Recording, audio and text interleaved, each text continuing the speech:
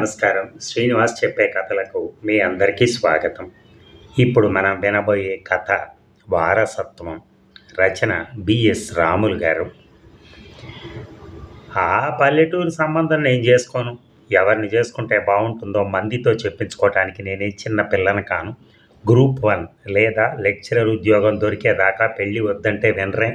జీవితం పట్ల ఎవరి అవగాహన వారికి ఉంటుంది. మీకున్నంత అనుభవం నాకు లేకపోవచ్చు. టీచర్ ఉద్యోగం చేస్తున్నాను. 300 మంది విద్యార్థులను వారి తల్లిదండ్రులను డీల్ చేస్తున్నాను. నేను పనిచేస్తున్నది కూడా పల్లెటూరు బడిలోనే కదా. పల్లెటూరి మనస్తత్వాలు నాకు తెలియవా? ఎంఎస్సి, ఎంఫిల్, బిఈడి చేసిన గోల్డ్ మెడలిస్ట్ కిరణ్మయికి కోపం, దుఃఖం రెండూ జమిలీగా వస్తోంది. తన వినయమే తన భవిష్యత్తును ముంచిందని వెక్కి వెక్కి ఏడ్చింది. రాత్రి నిద్రపోయినట్లేదు. ఈ సంబంధం ఎలా వదిలించుకోవాలో తెలియక సతమతమై నిరాశలో కూరుకుపోయింది కిరణ్మయి. అమ్మ, వాళ్ళు మీకంత దగ్గరి పాత చుట్టాలైతే జగిత్యాల సంబంధం అని నాన్న నిన్ను చేసుకునే బదులు ఆ పల్లెటూరి మేనా సంబంధం చేసుకోవాల్సింది. 40 ఏళ్ల క్రితమే నాన్నకు పనికిరాని మేనా సంబంధాలు నాకెందుకు? వంట గిన్నెలు తోముతున్న కిరణ్మయి తల్లి లక్ష్మీబాయి చకితురాలైంది. ముసలి అత్త మామల మూర్ఖత్వం వల్ల ఇంత దూరం వచ్చిందని తిట్టుకుంది. కిరణ్మయి తండ్రి రాజేశం కరీంనగర్ డిగ్రీ కాలేజీలో లెక్చరర్గా చేస్తున్నాడు. ముసలి తల్లిదండ్రుల కోసం కుటుంబాన్ని కోరుట్లలోంచి వారానికి ఒకసారి కరీంనగర్ నుంచి వస్తూ ఉంటాడు. రాజేశంకి 3 పిల్లలు. కడగట్టు పిల్ల కావటంతో కిరణ్మయి గారాబంగా పెరిగింది. పెద్ద కొడుకు ముంబైలో ఏదో కంపెనీలో పనిచేస్తున్నాడు. షోలాపూర్ అమ్మాయిని పెళ్లి చేసుకుని ఇంటికి రావటం తగ్గించాడు. రెండో కొడుకు హైదరాబాదులో సెటిల్ అయ్యాడు. విదేశాలకు వెళ్ళే ఆలోచనలో ఉన్నాడు. తాతయ్య, పల్లెల మీద ఇన్నాళ్ళు లేని ప్రేమ మీకు ఇప్పుడే గుర్తొచ్చిందా? నిజంగా పల్లెల మీద మీకు ప్రేమ ఉంటే ఈ బిల్డింగ్ అమ్మేసి పల్లెల్లో సెటిల్ కండి. 3 చెల్లెళ్ళు ఉన్నవాడిని చేసుకుని నేను సుఖపడేదే ఉంటుంది. ఇద్దరి సంపాదన వాళ్ళ పెళ్ళిళ్లకు ప్రసూతులకే చాలవు. నేవీ సంబంధం నేను ఈ సంబంధం చేసుకోకపోతే మీరు చచ్చేదైతే ఇప్పుడే చావండి. ఇంకొక ఏడాది 2 ఏళ్ళు బ్రతికే మీ ముసలి వాళ్ళ కోసం నా నిండు జీవితం బలి కావాలా? ఇది నిజంగా ప్రేమేనా? ఇది ప్రేమ కాదు. వెనకటి నుంచి మీరు సాగించుకున్న పెద్దరికం, అహంకారం. నా మీద నిజంగా ప్రేమ ఉంటే నేను కులాంతర మతాంతర వివాహం చేసుకున్న ఆశీర్వదిస్తారు. అట్టా అని నేను ఎవరితోనూ లేచిపోవట్లేదుగా. నేను గనక ప్రేమిస్తే ఇంటికి తీసుకొచ్చి పరిచయం చేస్తాను. వదినల్ని అన్నయ్యలే సెలెక్ట్ చేసుకున్నప్పుడు లేని అభ్యంతరం నాకే ఎందుకు? మనవరాలు అరిచి అదే ఊరుకుంటుందిలే అని గంగరాజం తాత, లింగమ్మ నానమ్మ నోరు తెరవలేదు. ఏమీ మాట్లాడకపోయేసరికి కిరణ్మయికి మరింత కోపంగా ఉంది. తాతయ్య, నువ్వేదో పెద్ద స్వాతంత్రం పోరాటం చేశానని గర్వం నీకు. నిన్ను నువ్వు ప్రేమించుకున్న స్వార్థం తప్ప నువ్వు నిజంగా ప్రజల్ని ప్రేమించింది ఎప్పుడు? ఎప్పుడో చేసిందని చెప్పుకుని అంతకెన్నో రెట్లు మీరే సుఖాలు అనుభవించారు. మీ పచ్చి స్వార్థం వల్లనే అక్కడే ఆగిపోయారు. మీరు ఇంకా పోరాటం చేస్తుంటే సమాజం ఇంకా ఎదిగుండేది. సర్పంచ్ పదవి మీకు గొప్పదైపోయింది.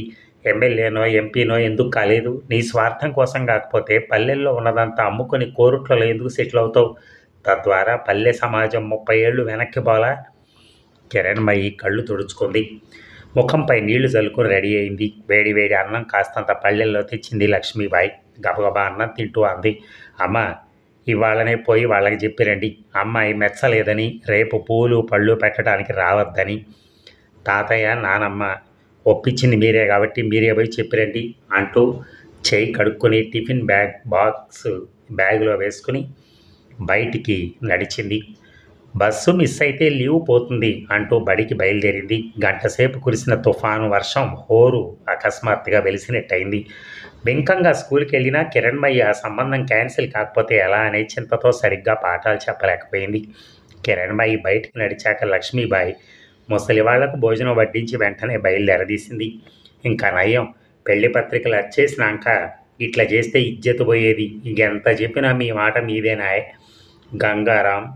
గంగరాజం, లింగమ్మలకు అంత ఉదయాన్నే తినబుద్ధి కాలేదు. పైగా మనవరాలు అకస్మాత్తుగా కురిపించిన తుఫాను వర్షం వారి హృదయాల్లో గింగిర్లు ఎత్తాయి. కాస్త తిన్నాం అనిపించుకుని తయారై బస్సు ఎక్కారు వాళ్ళు. ఇక గంగరాజం, లింగమ్మల దాంపత్యాన్ని చూసి పూర్వం పార్వతీ పరమేశ్వరులను మెచ్చుకునేవారు. గంగరాజంకి ఇప్పుడు 80 ఏళ్ళు, లింగమ్మకి 75. లింగమ్మకు గంగరాజంతో పెళ్ళైనప్పుడు 7 ఏళ్ళు ఉంటాయి. 60 ఏళ్ళుగా వాళ్ళు భార్యాభర్తలు. వారు ఒకరు లేకుండా మరొకరు ఊహించుకోవటం కొడుకు రాజేశానికి కానీ, కోడలు లక్ష్మీబాయికి కానీ తెలిసిన వారికి కూడా సాధ్యమయ్యేది కాదు. ఈ మధ్య ఎవరు ముందు పోతారో అని చింత పట్టుకుంది. నేనే ముందు పోతా, నువ్వు లేకపోతే నేను ఒంటరిగా బతకలేను అన్నాడు గంగరాజం. నేనే ముందు పోతే మంచిగుండు అని వాదిస్తోంది లింగమ్మ. అది ఎన్ని అన్నదో విన్నావా అని బస్సు గరగరలో కదిపాడు గంగరాజం సానుభూతి ఆశించి. అది అన్నదానిలో తప్పే ఉంది. నేను మొదటి నుంచి చెప్తానే ఉన్నా బలవంతంగా ఒప్పియకు అని. దానికి అన్నీ నీ బుద్ధిలే వచ్చినాయి. లింగమ్మ మాటతో గంగరాజు మనస్సు చివుక్కుమంది. అన్ని మాటలన్న మనవరాల్ని వెనకేసుకోవటం, తనతో పోల్చడం చాలా బాధేసింది. నేను పెద్దోళ్ళ మీదకి ఇట్లా మర్రబడ్డానా? ఇన్ని మాటలు అన్నానా? నేను ఎదురు తిరిగినా? నువ్వు మర్రబడలేదా? దొరలతో పెట్టుకోవద్దని మీ నాయన చెప్తే వింటివా నువ్వు? ఈ బాంచ బతుకులు మీరు బతికింది చాలు. స్వతంత్రం వచ్చింది, అందరూ సమానమే. వాడు ఎవనికి దొర? ఇంట్లో ఉండమంటే ఉంటా, వేరుపడమంటే పడతా. కానీ నాకు పిరికి మందు 100 రూపాయి కొర్రి, వాని బతికేంతా ఊరోళ్ళందరూ ఊస్తే కొట్టుకపోతుంది అని ఎదిరించలేదా? లింగమ్మ ముడతలబడ్డ మొహంలో కాస్త నవ్వు విసిరింది. లింగమ్మ మాటలతో గంగరాజు జ్ఞాపకాలు 60 ఏళ్ళు వెనక్కి మళ్ళాయి. జగిత్యాల, కోరుట్ల, సిరిసిల్ల, మెట్పల్లిలో జరిగిన ఆంధ్ర మహాసభల మీటింగ్కి వెళ్లడంతో తన అవగాహన మారిపోయింది. బూర్గుల రామకృష్ణారావు, స్వామి రామానంద తీర్థ, సురవరం ప్రతాపరెడ్డి, మాడపాటి హనుమంతరావు, గుంటుక నరసయ్య పంతులు, ఎక్కలదేవి లక్ష్మణ, గంగుల భూమయ్య, వట్టికోట ఆళ్వారు స్వామి, కెవి రంగారెడ్డి, చెన్నరాజ గంగారాం, కాసం శివరాజగుప్త, బద్దం ఎల్లారెడ్డి, బుట్టి రాజారాం, అంబళ్ళ రాజారాం, సోషలిస్టు తిరుమలరావు వంటి ఎందరో ఆంధ్ర మహాసభ ఉద్యమంలో పరిచయం అయ్యారు. అంతదాకా ప్రపంచం అంటే తన పల్లె అనుకున్నాడు. ఈ పల్లెను మించిన ప్రపంచం ఉంది, ఈ దొరలను మించిన రాజ్యం ఉంది, రవి అస్తమించిన బ్రిటిష్ సామ్రాజ్యం ఉంది, సోషలిస్టు రష్యా ఉంది, ఆంధ్ర మహాసభ ఉంది, కాంగ్రెసు ఉంది, గాంధీ ఉన్నాడు. గ్రంథాలయ ఉద్యమంలో భాగంగా పంచిన పుస్తకాలు ఎన్నో చదివాడు. జగిత్యాలకు పోయినప్పుడల్లా గోలకొండ పత్రికలన్నీ తిరగేసేవాడు. 1922లోనే నిజాం నవాబు వెట్టి చాకిరీ రద్దు చేస్తూ జీవో జారీ చేసినా దొరల వెట్టి తప్పలేదు. పన్నుల వసూలు కోసం, ప్రభుత్వ నిర్వహణ కోసం దొరల మీద, ధనికుల మీద ఆధారపడటం వల్ల అంతా చుట్టుకొచ్చింది. ఉన్నత కులాల్లో పుట్టిన ఉన్నత వంశాల వారిని, ధనికులను ఉద్యోగాల్లో పెట్టుకుంటే డబ్బు కోసం కక్కుర్తి పడరని నిజాం ఆశించాడు. కానీ వాళ్లే ఎక్కువ దోచారు. ప్రజల్ని పీడించడానికి అధికారం, కులం, ధనం అన్నీ తోడయ్యాయి. ప్రజల్ని పీడించి వెట్టి చేయించుకుని మరిన్ని సుఖాలకు మరిగి సోమరిపోతులయ్యారు. దాంతో నైజాం రాష్ట్రం బాగా వెనకబడిపోయింది. వారి ద్వారా నిజాం ప్రభుత్వం ఎంతో అప్రదిష్ట పాలైంది. పేదోళ్లకు ఉద్యోగాలు ఇస్తే అటు ప్రజలకు ఇటు ప్రభుత్వానికి భయపడుతూ పనిచేసేటోరు. ఇన్ని ఘోరాలు జరిగేవి కాదు. నిజంగా ఆ సలహా ఇచ్చింది ఎవరో? అంబేద్కర్ని ప్రిన్సిపల్ సెక్రటరీగా తీసుకుందామనుకున్న నిజాంని పక్కదో పట్టించింది వారే కావచ్చు. గంగరాజం అమ్మమ్మ గారి ఇల్లైన జగిత్యాలలో ఉండి కొంతకాలం చదువుకున్నాడు. జగిత్యాలలో 1927 నాటికే నిజాం ప్రభుత్వం స్థాపించిన హై స్కూల్ ఉండేది. గంగరాజన్ చదువుకున్నప్పుడు ఒక బెంగాలీ బెనర్జీ ఆ స్కూలు ప్రధానోపాధ్యాయుడిగా ఉండేవాడు. అతను 1905 నాటి బెంగాల్ విభజన వ్యతిరేకత, వందే మాతరం ఉద్యమాన్ని దగ్గరగా చూసినవాడు. అతడు దేశమంతటా సాగుతున్న జాతీయోద్యమాల గురించి నమ్మకస్తులైన ఉపాధ్యాయులకు, విద్యార్థులకు అప్పుడప్పుడు చెప్తూ ఉండేవాడు. అలా విన్నవారిలో గంగరాజం ఒకడు. అప్పుడు అవేవి గంగరాజం తలకెక్కేవి కాదు. కానీ విన్నందుకు అవి ఊరికే పోలేదు. దేశమంతటా సాగుతున్న సంస్కరణ ఉద్యమాల గురించి, గాంధీ గురించి, సుభాష్ చంద్రబోస్ గురించి, జాతీయోద్యమం గురించి వింటుంటే ఏదో ఉత్తేజంగా ఉండేది. కానీ అప్పుడు చేనేత మగ్గం నేస్తూ చదువుకుంటే సమయం ఎక్కువ దొరికేది కాదు. చదువైపోయాక కూడా మగ్గం గుంట ఎటూ కదలనీయకుండా కొదేసింది. ఎటూ కదలనీయని వృత్తిని వదిలి వ్యవసాయంలో దిగాడు గంగరాజం. బొంబాయికి పోయిన గంగరాజం చిన్నాన్న చిన్నలింగం అక్కడి నుంచి పైసలతో పాటు బొంబాయి సంస్కృతిని వెంట తెచ్చాడు. అందమైన మస్లిన్ దోవతులు, చక్కని మెత్తని చెప్పులు, సారంగ వాయిద్యం, కోటు, ఖాదీ టోపీ, మార్వాడి నల్ల టోపీ మొదలైనవి వెంట తెచ్చాడు. అంత మంచి బట్టలు ఆ ఊరి తుక్కారావు దొరకు కూడా ఉండేవి కావు. తుక్కారావు దొరకి గంగరాజం తండ్రి నేసిచ్చినవే మంచి బట్టలు. బొంబాయి బట్టల మిల్లులో పనిచేసి వచ్చి ఇంత భూమి కొనుక్కొని అటు చేనేత మగ్గం, ఇటు వ్యవసాయం అని మొదలెట్టడంతో తుక్కారావుకి గంగరాజన్ తండ్రి లింగయ్యకి మధ్య తగాదా మొదలైంది. అటు చేనేత, ఇటు వ్యవసాయం. మరో కొడుకు బొంబాయి మిల్లు సంపాదన చూసి తుక్కారావు వరవలేకపోయాడు. ఎండాకాలంలో చెరువు పూడిక తీయటంలో దొరకున్న భూముల పాలు మేరకు పూడికకు కూలి కట్టియాలని లింగయ్య వాదించాడు. జనం సంఘం కట్టారు. ఆ సమయంలో పుట్టిన గంగరాజన్ చెల్లెలికి సంగమ్మ అని పేరు పెట్టుకున్నారు. ఆంధ్ర మహాసభలోని కమ్యూనిస్టులు లింగయ్యకు మద్దతు ఇచ్చారు. గంగరాజన్ చిన్నాన్న చిన్నలింగం బొంబాయి ట్రేడ్ యూనియన్ చైతన్యంతో బాగా చురుగ్గా ఉండేవాడు. పెరడుకు పోయి వస్తున్నప్పుడు చిన్నలింగంని ఎవరో కొట్టి చంపారు. కేసు తన మీద పడకుండా తహసీల్దార్కి, పోలీసులకి, పోలీస్ పటేల్కి ఏదో ముట్ట చెప్పాడు తుక్కారావు. దాంతో గంగరాజన్ తండ్రి లింగం కొంచెం వెనక్కి తగ్గాడు. కానీ సంఘాలు నడుస్తూనే ఉన్నాయి. టౌన్లలో సభలకు పోయి వస్తూనే ఉన్నారు. గంగరాజన్తో లక్ష్మీబాయి కాపురానికి వచ్చే నాటికి చిన్నాన్న పోయిన భయం ఇంకా తగ్గలేదు. చిన్నాన్నలా కాకూడదని భయంగా ముందుకు కదిలాడు గంగరాజం. భయం తేలిపోయింది. అటు ఆంధ్ర మహాసభ, ఇటు ఆర్య సమాజం. దొరల చెప్పు చేతల్లో ఉండే కుల పెద్దల ద్వారా జరిగే అన్యాయాలు, వెట్టి కుల బహిష్కరణ, సాంఘిక బహిష్కరణ భరించలేక ఎందరో క్రైస్తవులు ఇస్లాం ముచ్చుకున్నారు. వాళ్ళని శుద్ధి చేసి కులంలోకి, వెట్టిలోకి రమ్మంటానికి తప్ప ఆర్య సమాజం తమకు చేసింది ఏమీ లేదని గంగరాజం గ్రహించాడు. చిన్నాన్న పిల్లలు తురకమతం పుచ్చుకుని ఊళ్ళోంచి వెళ్ళిపోయారు. ఎలా మొదలైందో, ఎందుకు మొదలైందో తెలియదు కానీ దొరతో, నైజాంతో తుపాకుల పోరాటం మొదలైంది. దాంట్లో ఊళ్ళో ఉన్నవాళ్ళు పారిపోవాల్సి వచ్చింది. ఆ తర్వాత దొరలు పారిపోయారు. పల్లెలు వదిలి పట్టణాల్లో సంపాదించడం మొదలుపెట్టారు.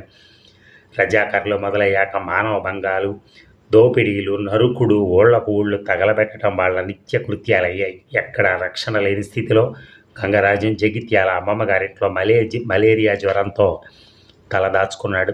రజాకర్ల రూపంలో వచ్చి తుక్కారావు దొరను చంపి అతను కూతుర్ని మానభంగం చేసి చంపి పారిపోయిన వారిలో గంగరాజం చిన్నాన్న కొడుకులున్నారని ఊరంతా గుప్పుమంది. జగిత్యాల్లో ఇంకా ఘోరంగా ఉంది. ఎప్పుడు ప్రాణం పోతుందో తెలియదు. కొందరు అరబ్బులతో కలిసి స్థానిక ముస్లింలు ఆయుధాలతో ఊరేగింపు తీశారు. ధనవంతుల్ని హత్య చేసి వారి ధనాన్ని, ఇళ్లని, ఆడవాళ్ళని ఎవరెవరు ఎలా పంచుకోవాలో ఒప్పందాలన్నీ పూర్తయిపోయాయి. తెలంగాణ అంతటా అన్ని ఊళ్ళల్లో ఇవే పథకాలు. హిందువులు కూడా ఆయుధాలతో ఊరేగింపులు తీశారు. రహస్యంగా ఎత్తులకు పై ఎత్తులు సాగుతున్నాయి. లింగమ్మ జ్వరంతో ఉన్న గంగరాజంకి సేవలు చేస్తూ పక్కనే ఉన్నప్పటికీ గసగస వణికిపోయేది. అనుకున్నంత అయింది. గంగరాజం ఉన్న ఇంటికి రాత్రి సందుల్లో పడి ఏదో పని మీద పోయి వస్తుంటే ఎవరో కౌనే అంటూ గద్దించేసరికి లింగమ్మ భయపడిపోయింది. ఉర్దూ రాని లింగమ్మ తెలుగులో మాట్లాడేసరికి 5-6 రజాకారులు ఒక్కసారిగా చుట్టుముట్టారు. ఎక్కడికి ఎత్తుకుపోయారో తెలియదు. ఎంతమంది రేప్ చేశారో తెలియదు. రెండో రోజు అకస్మాత్తుగా ఆ ఇల్లు నిర్మానుష్యం అయిపోయింది. సైనిక చర్య జరిగింది. రజాకర్లు ఎక్కడెక్కడికో పారిపోయారు. సైన్యం రావటం 3 రోజులు ఆలస్యం అయితే రజాకర్ల హత్యకాండతో వందల మంది ఊచకోత మానభంగాలతో ఊరంతా రక్తసిక్తమయ్యేది. లింగమ్మ బతికేది కాదు. రజాకర్ల ఇళ్లలోకి చొరబడ్డ రాగిళ్ళ అచ్చన్న లింగమ్మను గుర్తుపట్టి నలుగురు కలిసి మోసుకొని గంగరాజు ఇంటికి చేర్చడంతో లింగమ్మ మళ్ళీ పుట్టినట్టయింది. ఏడాది దాకా మనిషి కాలేదు. ఆ తర్వాత గర్భస్రావమై లింగమ్మకి పిల్లలు కాలేదు.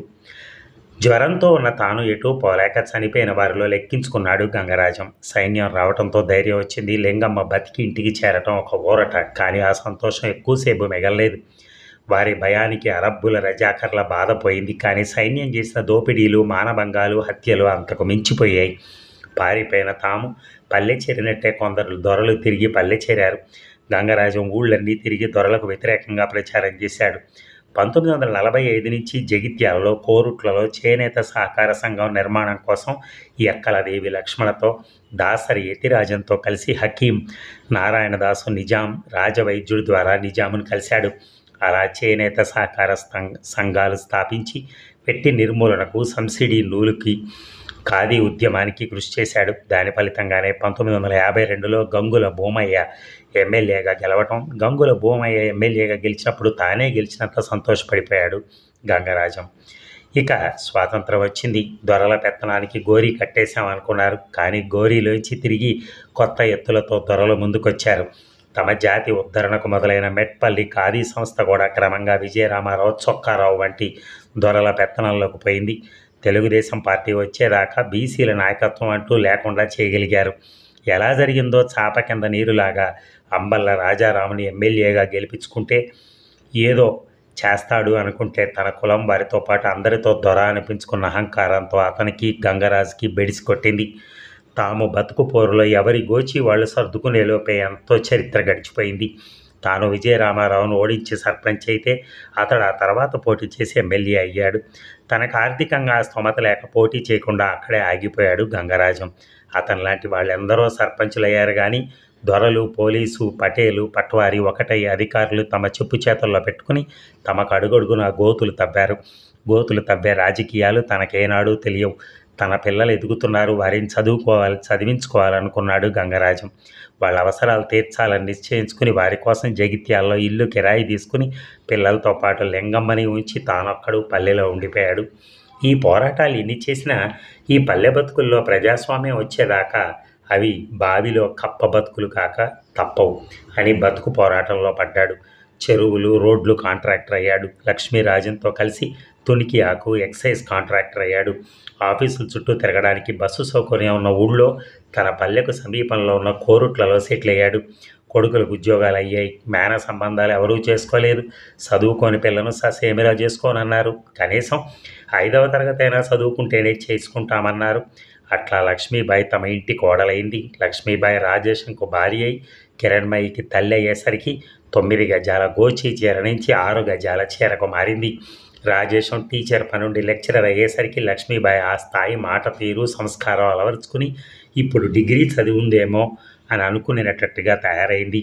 గంగరాజం చేనేత సహకార సంఘాల నిర్మాణంలో పడి తిరుగుతున్నప్పుడు రాజేశంకి కిరణ్మయిలాగే తొలుత పల్లెటూరులో పంతులు ఉద్యోగమే వచ్చింది. నేను ఆ పల్లెటూరికి పోను, బొంబాయి బట్టల మిల్లులో పనికి పోతానన్నాడు. బొంబాయిలో 150 రూపాయల దాకా కూలీ గిట్టేది. టీచర్ ఉద్యోగంలో 45 రూపాయలే జీతం. ఎక్కువ పైసలకు ఆశపడి బొంబాయికి పోకు అంటూ లింగమ్మ ఏడ్చింది. లక్ష్మీబాయిని బొంబాయికి పంపనన్నారు అత్తామామలు. మెట్పల్లి ఖాదీ సంస్థలో ఉద్యోగం ఇప్పించమని రాజేశం పట్టుబట్టాడు. అప్పుడు అందులో టీచర్ కన్నా ఎంతో ఎక్కువ జీతం ఉండేది. అది దొరకకపోవటమే నయమైంది. దాంతో రాజేశం టీచర్గా ఎక్కి MA PhD చేసి క్రమంగా లెక్చరర్ అయ్యాడు. మెట్పల్లి ఖాదీలో చేరిన లింగమ్మ తమ్ముని కొడుక్కి రిటైర్ అయ్యే వయసు నాటికి పేరుకు మేనేజర్ అయినా అటెండర్ స్థాయికి జీతం కుదించుకుపోయి 3,000 అయినా రావటం లేదు. రాజేశం ఇప్పుడు 5 అంకెల జీతం చేరుకున్నాడు. బొంబాయికి పోయిన వాళ్లే బాగుపడతారనుకున్న బతుకులు ఇట్లా మారిపోతాయని ఎవరు కలగన్నారు? పల్లెల్లో వ్యవసాయం ఉన్నవాళ్ళు బతుకులు ఇట్లా అక్కడే ఆగిపోతాయని ఎవరనుకున్నారు? అప్పుడు వాళ్ళకే బిర్రెక్కువ.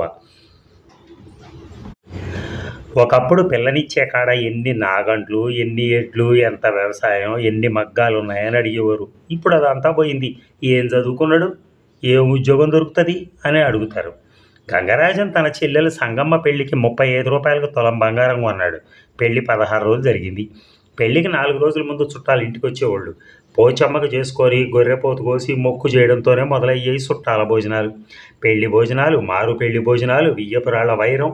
16 రోజుల పండగ అయినాక ఎవరింటికి వాళ్ళు పోయేవాళ్ళు. అందుకనే ఏ వ్యవసాయం పనులు లేకుండా ఎండాకాలంలోనే పెళ్ళిళ్ళు పెట్టుకునేవారు. పెళ్లికి ఎన్ని కచ్చరాలతో చుట్టాలు వస్తారనేది వెనకటి లెక్క. 10 కచ్చరాల్లో 100 మందితో వెళ్తే చాలా పెద్ద పెళ్లి కింద లెక్క. రాజేశం పెళ్లికి 5 కచ్చరాలే ఎక్కువ అనిపించినాయి గంగరాజంకి. ఇప్పుడు పెళ్లి ఒక పూట పండగగా కుదించుకుపోయింది. కిరణ్మయి మీటింగ్ పెళ్ళే చేసుకునేటట్టుంది. ఏమిప్పుడు వెండి బంగారు నగలు కూడా మొరట అంటోంది. ఓ చేతికి గడియారం తప్ప గాజులు కూడా వేసుకోదు. ఎవరినో పట్టుకొని ప్రేమ అనుకుంటూ చెప్పకుండా లేచిపోయేట్టుంది కిరణ్మయి. ఎవరినో పట్టుకొని ప్రేమ అనుకుంటూ చెప్పకుండా లేచిపోయేట్టే ఉంది కిరణ్మయి. రాజేశం టీచర్ ఉద్యోగం వచ్చాక పనిచేస్తున్న ఊళ్ళో ఎవరినో లేపుకొని ఉద్యోగం వదిలేసి పారిపోదామనే చూసిండు. లింగమ్మ జాగ్రత్త పట్టడంతో కొడుకు బుద్ధిమంతుడయిండు.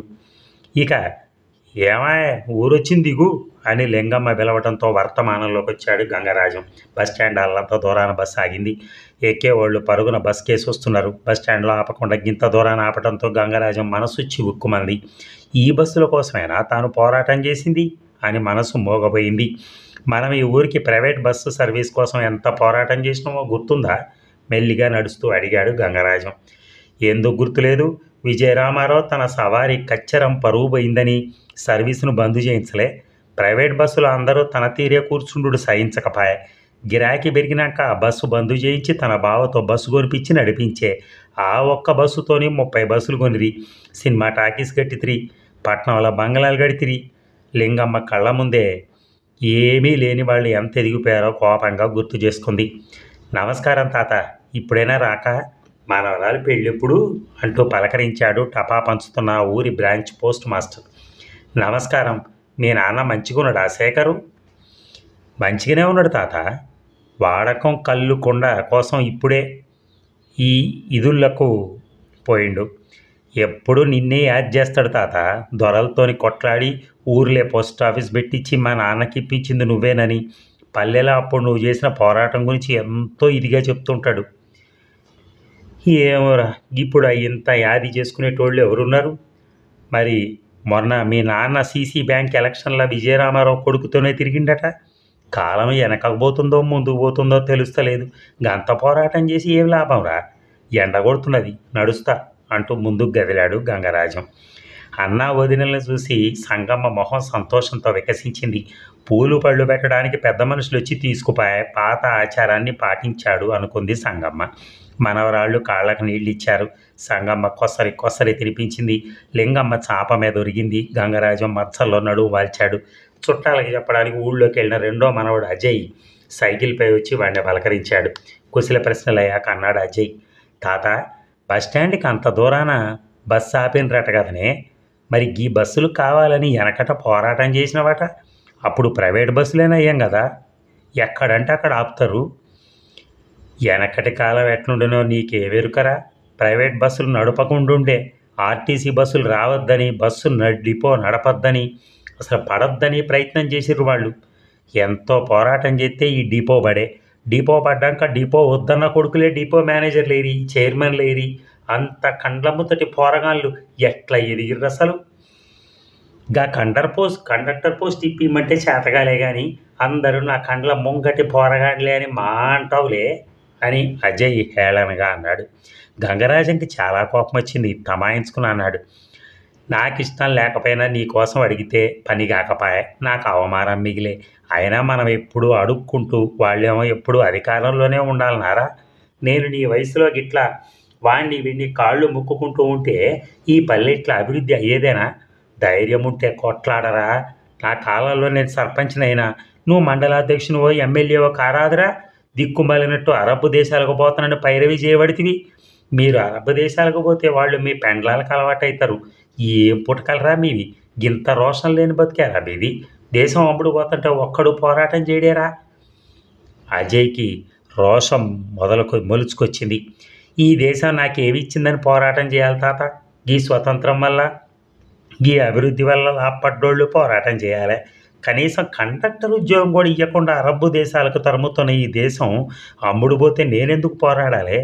దేశాన్ని అమ్మక తింటే నా వాట నాకు బారేయమంట, అంతే. ఈ దేశం ఏమైతే నాకేటి? మళ్ళీ విదేశీ పాలనలోకి పోతే ఎక్కువ సంతోషిస్తా. నాకు లేని అభివృద్ధి స్వాతంత్రం మిగతా వాళ్ళకి ఎందుకు ఉండాలి? హృదయంలో దెబ్బ తగిలి విలవిలలాడిపోయాడు గంగరాజం. యువతరం ఆలోచన తీరు చూసి అవక్కైపోయాడు. తేరుకుని ఏదో చెప్పబోయేంతలో, నువ్వు వచ్చినట్టు చుట్టాలకి చెప్పొస్తా అంటూ బయలుదేరాడు అజయ్. అన్నయ్య మాటలు పట్టించుకోక తాత, ఈ నడుమ అందరితో ఇట్లనే వాదన పెట్టుకుంటున్నాడు అంటూ మనవరాళ్ళు తాతయ్యను అనునయించారు. 50 ఏళ్ల అభివృద్ధిలో వీరికి ఏమీ ఎందుకు అందకుండా పోయిందో, ఏమీ లేని విజయరామారావు అతని అత్తగారి తరపు వాళ్ళు కోట్లకి ఎలా పడగలెత్తారో, ఇలా ఎందుకు జరిగిందో ఆలోచనల్లో పడ్డాడు గంగరాజం. అజయ్ తండ్రి శంకరయ్య చిన్న తప్పు చేయటం వల్ల 40 ఏళ్లుగా నష్టం ఎట్టా పెరుగుతా పోయిందో, 1960లో హెచ్ఎస్సి ఫెయిల్ అయ్యాక జగిత్యాల్లో టీచర్ ట్రైనింగ్ చేయరా అంటే వెనకపాయ. 2 ఏళ్ళు ట్రైనింగ్ చేసి పాస్ అయితే జీతం 60 రూపాయలు ఉండదు. బొంబాయిలో బట్టల మిల్లులో నెలకు 200 రూపాయలు గిట్టుబాటు అవుతాయని పోయిండు. బొంబాయిలో కూలీలు తగ్గుతూ వచ్చినాయి, టీచర్లకు జీతాలు పెరుగుతూ పోయినాయి. ఇలా జరుగుతుందని ఎవరైనా కలగన్నారా? తానైనా ప్రైవేట్ బస్ కొనే ధైర్యం చేసిండా? ఆ చిక్కులు వద్దనుకోలే. ప్రావిడెంట్ ఫండ్ కోసం పనికే పర్మనెంట్గా రాజీనామా చేసిండు శంకరయ్య. వచ్చిన పైసలతో 4 ఎకరాలు కొన్నాడు. కానీ వ్యవసాయానికి పైసలు అవసరం కావడంతో భివండికి వలస వెళ్ళిండు. 1.5 ఏడాదిన్నర దత్తా సామంత్ సమ్మెతో భివండిలో నిరుద్యోగ కార్మికుల ఒత్తిడి పెరిగింది, కూలీ తరిగింది. 1 ఏడాదికి ఒకసారి రావటం, శుక్రవారం పూజలు, తాగుడు, సంపాదించిన దానిలో ఎంతో వృధా కావటం. ఇక్కడ సంగమ్మ కోడలు ఎండనక వాననక కష్టపడి పొలాలు పండించటం. శంకరయ్య వయసు పెరిగి ఆరోగ్యం బాగుండక భివండి బంద్ అయ్యాడు. శంకరయ్య ఇప్పుడు మరీ పేదాడేం కాదు. పిల్లలకి చదువు తాలూకా సంస్కృతి అందకుండా పోయింది. బొంబాయి కార్మిక సంస్కృతి పల్లెకు పనికి రాలేదు. పల్లె సంస్కృతికి వాళ్ళు ఒదిగిపోలేదు. రెంటికి మధ్యస్థంగా ఎదిగిన 40 ఏళ్ల జీవిత క్రమం మేనల్లుడిది. వడదెబ్బకు అకస్మాత్తుగా పోయాడు. అప్పటికే మేనల్లుడు పెద్ద కొడుకు విజయ్ ఎదిగొచ్చాడు. కిరణ్మయి అంత చదువు చదివాడు. పల్లెలోనే స్కూల్ నడుపుకుంటున్నాడు. ఉద్యోగం మీద ఆసక్తి లేదు. రాజకీయాల్లో దిగాలని ఉన్నట్టుంది. భార్య ఉద్యోగం చేస్తూ ఉంటే తాను ఆర్థికంగా ఎవరిపై ఆధారపడవసరం లేకుండా రాజకీయాల్లో ఎదగొచ్చునని అతని ఉద్దేశం. తాను చేయలేకపోయిన కర్తవ్యాలని విజయ్ అందుకుని ముందుకు సాగుతాడని ఆశ కలగడంతో కిరణ్మయిని ఎలాగోలా ఒప్పించాడు. రేపు మంత్రి భారీగా కలిగే యోగాన్ని కావాలని కిరణ్మయి కాలదన్నుకుంటోంది. ఎవరికి తెలుసు, రాజకీయాలు అకస్మాత్తుగా తెరబడి విజయ్కు బదులు విజయ్ భార్యగా కిరణ్మయ్యే మంత్రి కావచ్చు. అభివృద్ధి ప్రవాహానికి 40 ఏళ్ల క్రితం శంకరయ్య చేసిన పొరపాటుతో దూరమైన తన చెల్లెలి కుటుంబాన్ని, తన కొడుకు కుటుంబాన్ని ప్రధాన ప్రవాహంలోకి తేవాలని నిశ్చయించేసిన పెళ్లి కిరణ్మయి మూర్ఖపు పట్టుదలతో విచ్ఛిన్నమవుతోంది. గంగరాజం నిస్సహాయంగా తలకొట్టుకున్నాడు. కిరణ్మయి తనను స్వార్థపరుడని అంది. సమాజ అభివృద్ధి కోసం పనిచేస్తూ తన బతుకు తాను బతకటం నేరమా? గుంటుక నరసయ్య పంతులు తన జీవితాన్ని చేనేత ఉద్యమానికి అంకితం చేస్తే సంఘం పైసలు తినబరిగిండని, సంపాదించలేక సంఘం అంటున్నాడని ఎన్ని మాటలన్నారు. దాంతో బట్టల వ్యాపారం చేసి సంపాదించి తిరిగి సంఘానికి పెట్టడం వల్లనే కదా చేనేతోద్యమ పితామహుడని గౌరవించింది. తాను జనం మీద ఆధారపడి బతికితే పైరవీకారని నిందలు వేసేవారు కాదా? కిరణ్మయి ఎంత తప్పుగా ఆలోచిస్తోంది. తాను కష్టపడకపోతే రాజేశం లెక్చరర్ అయి కిరణ్మయికి ఈ అభివృద్ధి అందడం సాధ్యమయ్యేదేనా? స్వార్థం తనదా కిరణ్మయిదా? ఇక్కడ పల్లెలో ఇంట్లో పశువులు, కోళ్ళు, రొచ్చు, పీడ, వ్యవసాయం, పేడ, సంస్కృతి కిరణ్మయికి భరించరాందిగా ఉంది. ఈ వ్యవసాయమే లేకపోతే దేశంలో పాడి పంటలు ఎక్కడవి? అన్నీ తెలిసి కిరణ్మయి ఏమంది? తాతయ్య, పల్లెలు ఫోటోల్లో బాగుంటాయి, చూడటానికి బాగుంటాయి, ఉండడానికి బాగుండవు. పట్టణంలో ఉంటూ పల్లెలు అద్భుతమైనవైన నేను కథలు, వ్యాసాలు రాస్తాను. పట్టణాల్లో సకల సౌకర్యాలున్న ఇళ్లల్లో, అపార్ట్మెంటుల్లో, స్వర్గం లాంటి కాలనీల్లో ఉంటూ అభివృద్ధి ఫలాలన్నీ పోటీ పడి ముందు లాగేసుకుని పైకి మళ్ళీ పల్లెలు బాగుంటాయని వాదించే వాళ్ళని ముందుగా షూట్ చేయాలి తాతయ్య. కిరణ్మయ్య అన్నప్పుడు యువతరం ఆలోచన తీరుకు వణికిపోయాడు తాను. 5 నిమిషాలు కరెంటు పోతే అబ్బా ఒక్కపోత, వెధవ బతుకు, వెధవ ప్రభుత్వాలు అని తిట్టిబోసే మహానుభావులే పల్లెలు బాగుంటాయని అంటారని కిరణ్మయి నిశ్చితాభిప్రాయం. తాతయ్య, పల్లెటూరి మనస్తత్వాలు ఇప్పటికీ క్రూరమైన ఫ్యూడల్ మనస్తత్వాలే. ప్రజాస్వామిక వ్యవస్థ వేళ్ళూనుకోకుండా ప్రజాస్వామిక సంస్కృతి పల్లెల్లో ఎదిగే అవకాశం లేదు.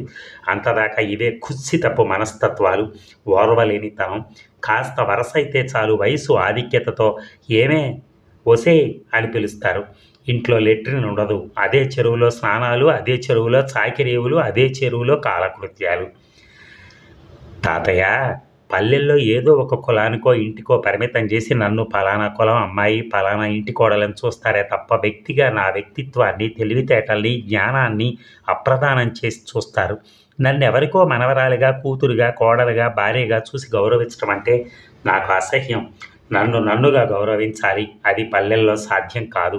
కిరణ్మయి ఇంకా ఎన్ని అందో. కిరణ్మయి అన్న మాటలతో గంగరాజు ఇప్పుడు కొత్తగా ఆలోచనలో పడ్డాడు. చిన్నాయన ఎప్పుడొస్తివే అంటూ కుమ్మరి రాజే రావడంతో సగం నిద్ర, సగం కళ వంటి స్థితి నుంచి లేచి కూర్చున్నాడు గంగరాజం. అంత మంచిదేనా రాజన్న? కొడుకులు మంచిగా అరుచుకుంటున్నారా? ముసలిది పోయినాక నీకెంత గోస కాబట్టే సానుభూతిగా పలకరించాడు. చిన్నాయన, ఏం చెప్పాలనే, కొడుకులు వేరు పడి నేను సంపాదించిందంతా పంచుకొని ఇప్పుడు ఎవ్వడూ పెడతలేడు. నువ్వు చెప్పాలే వాళ్ళకి అంటూ విషయమంతా వివరించాడు రాజయ్య. అంతా ఓపికగా విని నిట్టూరుస్తూ అన్నాడు గంగరాజం. ఇప్పుడు నాకు ఆ ఓపిక లేదు. ఎవరిది వారికే భారతం అంతా అయిపోయింది. నా మనవలు మనవరాళ్ళే నా మాట దేకుతలేరు. అంతా నా కోసమే చేసుకున్నానట అంటూ చెప్పుకున్నాడు గంగరాజం. ఎవరెవరో పలకరించడానికి రావడంతో కుమ్మరి రాజయ్య సెలవు తీసుకున్నాడు. సంగమ్మ కోడలతో కలిసి రాబోయే చుట్టాల కోసం వంట ఏర్పాట్లు చేస్తోంది. అజయ్ 2 కుండల కళ్ళు పట్టించుకొని వచ్చిండు. మక్కలు, అనుములు కలిపి పోసిన గుడాలు, చికెన్ పులుసు వాసన కలగలిసి కమ్మని పండగ వాతావరణం తలపిస్తోంది. ఊళ్ళు తిరిగి చుట్టాలకు చెప్పి రానుపోయిన పెళ్ళికొడుకు విజయ్ వచ్చేసరికి చుట్టాలతో ఇల్లు నిండిపోయింది. పూలు పళ్ళు పెట్టే కార్యక్రమానికి బదులు ఆ సంబంధం క్యాన్సిల్ అయిందని తెలిసి అవమానంతో బాగా కుంగిపోయాడు. కానీ వారికి అదేమీ పెద్దగా పట్టినట్లేదు. ఎక్కడెక్కడో తిరిగి రాత్రికి చేరవచ్చాడు విజయ్. అప్పటికి భోజనాలు పూర్తయి 50 ఏళ్ల నాటి సంగతులు ముచ్చటిస్తున్నారు.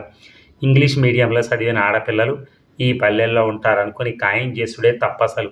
పెళ్లి పత్రికలు వచ్చేశాక అనలేదు నయ్యం అని కిరణ్మయినే మెచ్చుకుంటున్నారు.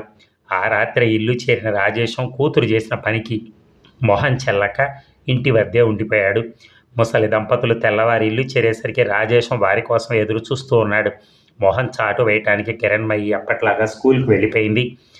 విజయ్ ఇక జీవితంలో పెళ్లి చేసుకోడట అన్నాడు గంగరాజం. కోడలు లక్ష్మీబాయి సానుభూతి చూపే బదులు కూతురును వెనకేసుకొచ్చింది. మగవాళ్ళు ఆడపిల్లను పీటల మీద పెళ్ళిళ్ళు ఎత్తగొట్టచ్చు, ఏవో వంకలు పెట్టి చూడవచ్చేవాడల్లా అంటూ ఉంటే ఆడపిల్లలకి ఎంత అవమానంగా ఉండాలి. ఒక్కసారి మగాన్ని ఆడపిల్ల వద్దని నిరాకరిస్తే గింత పౌరుషమా అయితే కానీ అని జాడించింది లక్ష్మీబాయి. అదండి అప్పట్లో ఉన్నటువంటి సంప్రదాయం కానీ సిస్టమ్స్ కానీ. ఈ కథ రచనా మాసపత్రిక దసరా ప్రత్యేక సంచికలో 1999లో ప్రచురితమైంది. మీ అందరికీ నచ్చింది అనుకుంటాను. Thank you.